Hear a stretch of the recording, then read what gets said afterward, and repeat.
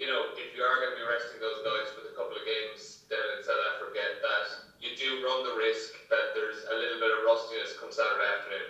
Yeah, there is. I think with the way the schedule is, the way it played out, and obviously when you start putting the plan together, yeah, there is there's risk bringing players down there. There's risk leaving players here. So there's trying to manage that as best we possibly can, mitigate for it all, and yeah, no, for us now over the last couple of weeks, just been about preparing with a massive game in mind. It's an amazing challenge. We know how tough it is in terms of the history of the competition, winning away the knockout games in Europe. So, great test for our guys, and everyone's excited now, looking forward to the challenge. And if I could just then ask about Leicester Tigers, what is it you've seen from them over the course of the season? Like, what are their main strengths that you have to fight against? Well, I suppose it's the traditional DNA of Leicester Tigers, which is very, very strong fundamental, strong set piece. I know from my time there what even that was like. I can still remember it's the Tuesday mornings, and the work that they put in. Like, so it's based on hard work, and their game always has been like they built a lot of their success on hard graft, as they would say. They're just a very workmanlike team. The team they have at the moment, they brought in a fair bit of international star quality amongst obviously some of the local guys that they have there as well. So very strong kicking game through their halfbacks with Ben Youngs and George Ford, but around set piece in particular. Line out drive obviously has always been a huge part of their game there. So and yeah, they're a team that just works hard. So there's a lot to like about what they're doing there over there at the moment. All right, cheers, Leo. Good luck tomorrow. Thank you, Neil. Hi, Leo. All right, thanks. Joe Coffin here from Virgin. How are you keeping? Good, Joe. Yeah. So James Ryan is selected straight back from injury and into the side. Can you just give us an idea of what impact you're hoping to get from James, both in terms of leadership and his playing ability? Yeah, like James is such a key guy for us over the last number of years. So with Leinster and Ireland, so good to see him back. He's come through everything. Could have pushed him for those Connacht games earlier, obviously before we went away on tour. But he's been working away, been training for the last 4 or 5 weeks now. So he should be good to go, hopefully. And yeah, excited to see him back out there. Just continuing that theme of physicality, Leicester have only lost 4 games in the competition, and a lot has been made of their defence and how robust it is. Are they the most physical test you're going to have so far in the competition, and how big of a role will the set piece in getting that right be in winning this match?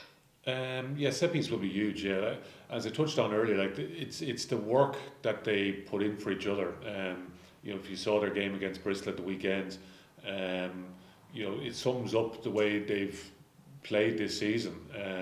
They bring a lot of intensity to the game. I know there was quite a bit of emotion in the ground last week with Tom Youngs leading the team out, but it's based on the strong fundamentals is their game plan. So in terms of set piece, strong kicking game, strong chasing game, Kevin Sinfield who's does their defence. Again, I'm just hearing sound bites from players, and would have followed him as a rugby league player and know what a strong character he is. So you can see that in the players themselves now. So they have that strong work ethic, and which is all important. So we know it's going to be a huge test for our guys, and that's what it's going to be like at this stage of the tournament. So we're away in a great rugby ground. I've been lucky enough to have played there myself as a player for that team, and played against them as well. So I understand both sides of it. For me to go over there in England, the reason I went to England at the time was because I had so much respect and admiration for Leicester Tigers as a club. So I think I went there in 2005. Leicester won Europe in early 2000s, 2001, and you were trying to find out what a successful club looked like from the inside, So I was lucky enough to experience that. And they're, when I'm watching them now at the moment, it's like they're back in that sort of vein, I guess. So it's I know it's going to be a great challenge. But again, this is why we do all the work all season ourselves, to play against the best teams in Europe. And Leicester are definitely in that bracket at the moment. They've won all their games at home this season. So we need to have to pull in a very, very special performance for us to get a result over here. Yeah, and just one final one from me. There's 12 Ireland internationals in your side, so obviously very, very strong side you're lining out yourself. Is it the strongest Leinster side you've had under your management? I don't know. I hope they're all strong. Doesn't matter week to week. Last week over in South Africa, I thought we had a strong team as well. They might be a little bit less experienced. So for us, it's just making sure we always prepare the players as well as possible as coaches. And we've got a group here now that are hungry to be successful. We were certainly frustrated the way Europe ended for us last season. We've got a group that they've worked hard all year to get themselves into this situation. Selection has been tough this week because a lot of good players have missed out as well. But that's what you need. You need, like, if you want to be successful in the two competitions that we're in, and the top English and French teams are no different.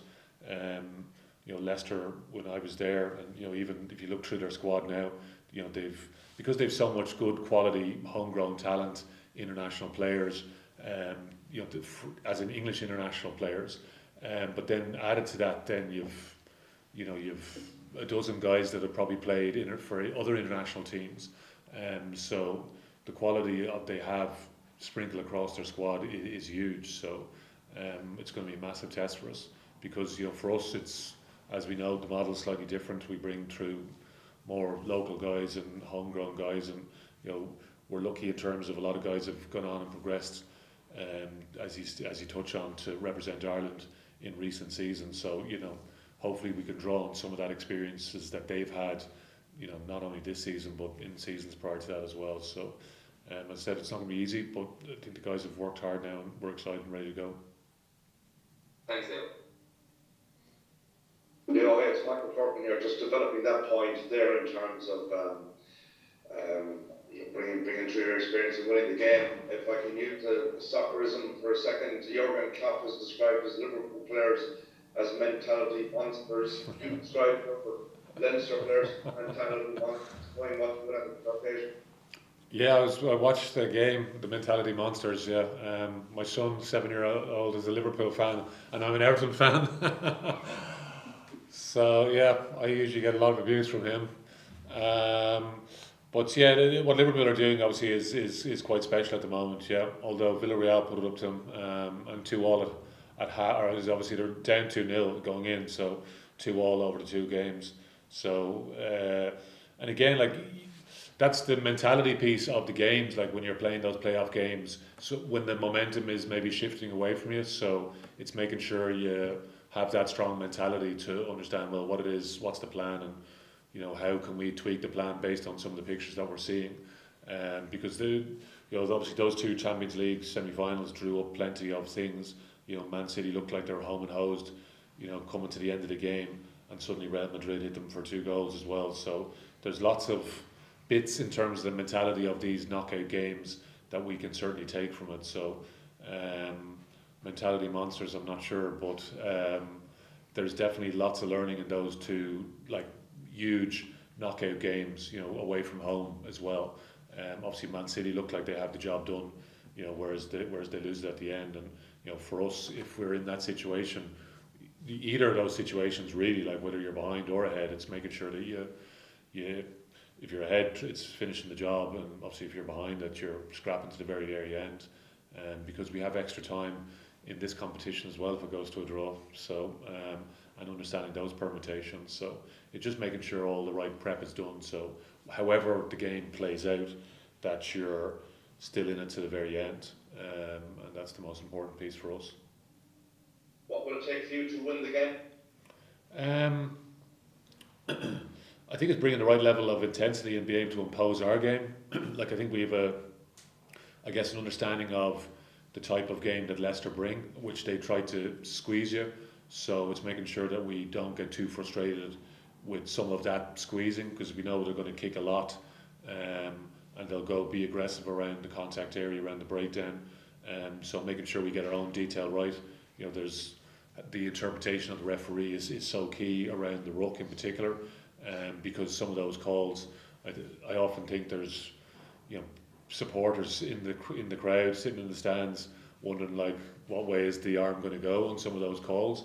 So it's the interpretation of that, making sure our guys are figuring that interpretation out very, very quickly in the game. And again, like we've touched on the set piece battle, like that, we're making sure that we're on top in all those areas of the game.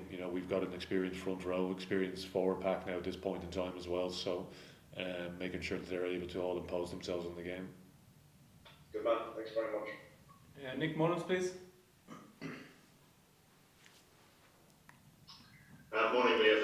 Thanks for your time.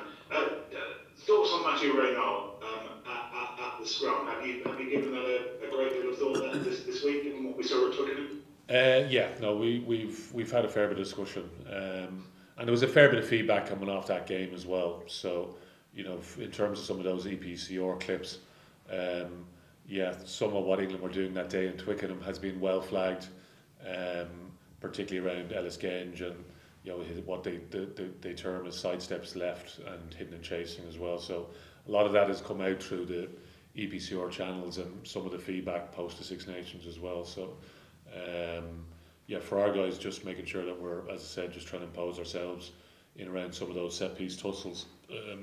But these playoff games, it's a huge part of the game. Great, exciting challenge in store for the big boys. Going hard at it. And they're two good forward packs going at it, so it'll be a good old challenge. And what do you say around the ruck? What are his go-tos, his peculiarities? Obviously, he did that game extra Munster, and again, it's just for players to understand. Like it's painting strong pictures is the big thing. In terms of the contact piece, like so whether you're carrying into contact that you're winning some of those contact points, and same from a defensive point of view that you're strong in those contacts from a defensive point of view as well. So it'll be a really good challenge for us. Leicester have plenty of threats in terms of poachers. Jasper Visa, Tommy Raffel, Montoya as well has been very effective so far in the tournament. So they've got that good foreign flavour in there, so they have amongst their Leicester men.